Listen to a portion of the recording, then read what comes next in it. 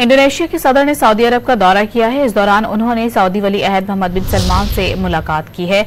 Saudi अरब और Indonesia के दरमियान माशी और तिजारती ताउन के सिलसिले में 27 अरब डॉलर मालियत के मुआहदे तय पा गए हैं। सऊदी मीडिया के मुताबिक ये मुआहदे साफ तवानाई, पेट्रोकेमिकल्स और टेक्नोलॉजी समेत मुख्तलिफ शोबों में किए गए हैं। मुआहदों का मकसद दोनों ममालिक के दरमियान इक्तिसादी ताउन को मजीद मजबूत बनाना और खित्ते में पायदार तरक्की को फरोग देना है। मुआहदों पर दस्तखत आला सतह वफूद की मौजूदगी में किए गए।